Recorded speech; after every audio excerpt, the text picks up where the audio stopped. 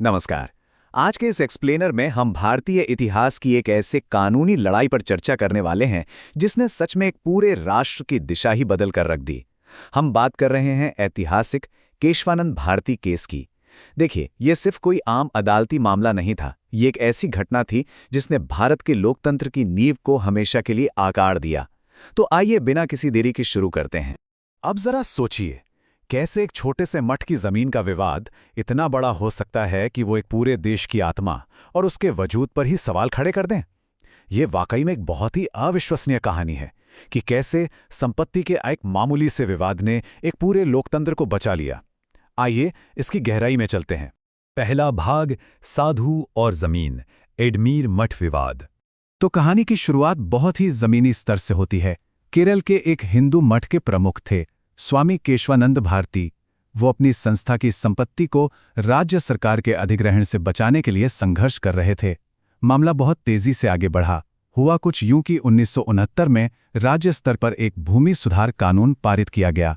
इसके तुरंत बाद मार्च 1970 में स्वामी भारती ने सीधे सुप्रीम कोर्ट का दरवाजा खटखटाया और याचिका दायर कर दी। लेकिन मामला यहां रुका नहीं। अभी विवाद चल ही रहा था कि 1971 में केरल सरकार ने एक और संशोधन अधिनियम पारित कर दिया और बस यहां से यह टकराव एक राष्ट्रीय मुद्दा बन गया।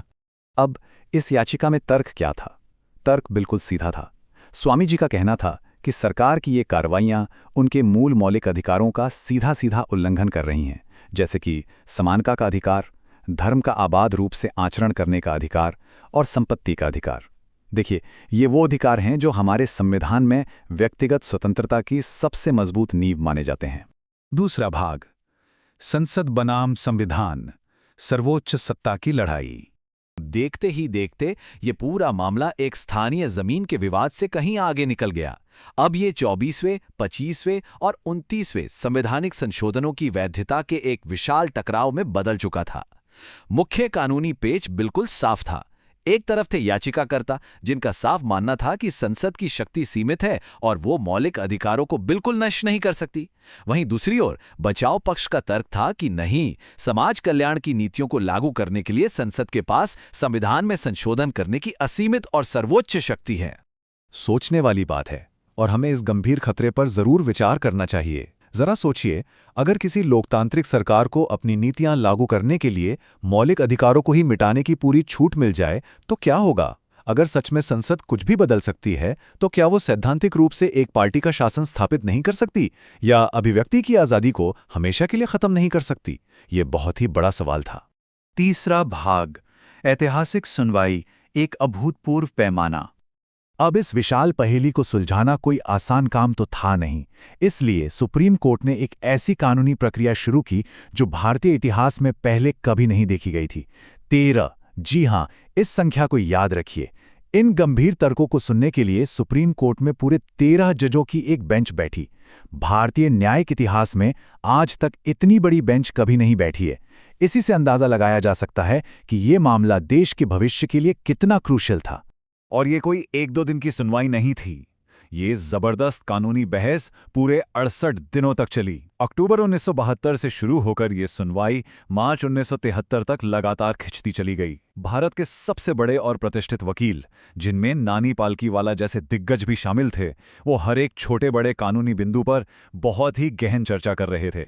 इस मामले की गंभीरता का अंदाजा इसी बात से लगाया जा सकता है कि वकीलों ने 71, जी हां, 71 अलग अलग देशों के संविधानों का पूरा विश्लेषण कर डाला। दुनिया भर के तमाम उदाहरणों को सामने रखा गया, बस ये समझने के लिए कि बाकी देशों ने अपनी संसदों को संशोधन की कितनी शक्ति दी है। ये सच में बहुत ही बड़े स्तर पर हो रहा था। चौथा भाग, मूल ढांचा सिद्धांत, एक ऐतिहासिक समाधान। आखिरकार वो दिन आ ही गया। 24 अप्रैल 1973 को अदालत ने 700 पन्नों का अपना ऐतिहासिक फैसला सुनाया। लेकिन इस फैसले की सबसे दिलचस्प बात क्या है पता है? वो है इसका बेहद करीबी अंतर जिसने हमारे संविधान का पूरा भाग्य तय किया। 13 में से 7 जजों ने बहुमत से फैसला दिया, जबकि 6 जज इससे बिल्कुल असहमत थे। मतलब महज एक वोट, सिर्फ एक वोट के अंतर ने भारत के लोकतंत्र को एक बिल्कुल नई दिशा दी। तो यहां सबसे अहम चीज निकल कर आई बेसिक स्ट्रक्चर डॉक्ट्रिन, यानी मूल ढांचा सिद्धांत। यह सच में एक बहुत ही शानदार कानूनी समझौता था। अदालत ने कहा कि देखिए, संसद के पास संविधान में संशोधन करने की शक्ति बिल्कुल है, लेकिन उसके पास इसके मूल ढांचे या जो इसके मूलभूत तत्व हैं उन्हें नष्ट करने की शक्ति बिल्कुल नहीं है। इस तरह सरकार को सुधार लागू करने की अनुमति भी मिल गई और साथ ही गणतंत्र की जो मुख्य पहचान थी वो भी हमेशा के लिए सुरक्षित हो गई। जजों ने स्पष्ट रूप से कुछ विशिष्ट विशेषताओं को राष्ट्र की पूर्ण नींव के रूप में रेखांकित कर दिया, जैसे कि संविधान की सर्वोच्चता, सरकार का लोकतांत्रिक और गणतांत्रिक स्वरूप, संविधान का धर्मनिरपेक्ष चरित्र, शक्तियों का विभाजन और इसका संघीय ढांचा। ये सब चीजें अब मूल ढांचे का हिस्सा बन गईं। आसान शब्दों में कहें तो इसका मतलब ये था कि भविष्य में कोई भी राजनीतिक बहुमत आकर इन बुनियादी चीजों को कभी नहीं छू सकेगा। इस ऐतिहासिक और स्पष्ट फैसले ने पहले के जितने भी पुराने उदाहरण थे उन्हें पूरी तरह से पलटकर रख दिया। इसने बहुत ही दृढ़ता से यह स्थापित कर दिया कि राज्य की प्रगति या समाज कल्याण के नाम पर इंसानों की मूलभूत स्वतंत्रताओं को पूरी तरह से नष्ट नहीं किया जा सकता। संविधान के बुनियादी ढांचे में कोई भी ऐसा बदलाव जो उसकी आत्मा को मार दे, वो पूरी तरह से अस्वीकार्य है। अंतिम भाग, लोकतांत्रिक विरासत, परिणाम और बचाव।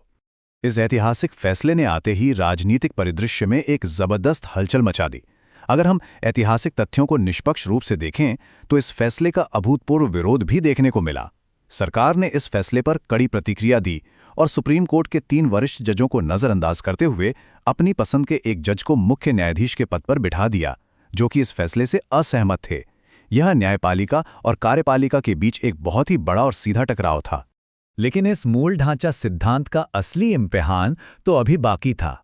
ठीक 2 साल बाद 1975 के आपातकाल के दौरान इसका सफलतापूर्वक उपयोग किया गया।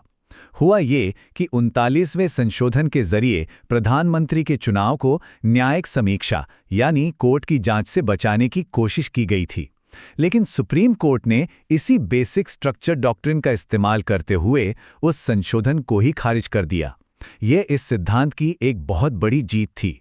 और कानूनी इतिहास के एक बहुत ही आश्चर्यजनक मोड़ में भारत का ये अपना स्वदेशी बेसिक स्ट्रक्चर डॉक्ट्रिन केवल हमारे देश की सीमाओं तक ही सीमित नहीं रहा। 1989 में एक पड़ोसी देश बांग्लादेश के सुप्रीम कोर्ट ने भी अपने संवैधानिक ढांचे की रक्षा करने के लिए इसी भारतीय सिद्धांत को हूबहू अपनाया। ये देखना वाकई में बहुत दिलचस्प है कि कैसे एक विचार सरहदें पार कर जाता है। तो जैसे जैसे हमारा ये विश्लेषण समाप्त होता है, हमें सत्ता के इस नाजुक संतुलन पर जरूर विचार करना चाहिए। सोचने वाली बात है, अगर एक संविधान को कोई अस्थायी राजनीतिक बहुमत अपनी मर्जी से पूरी तरह से दोबारा लिख सकता है, तो क्या वो वास्तव में एक संविधान रह जाता है?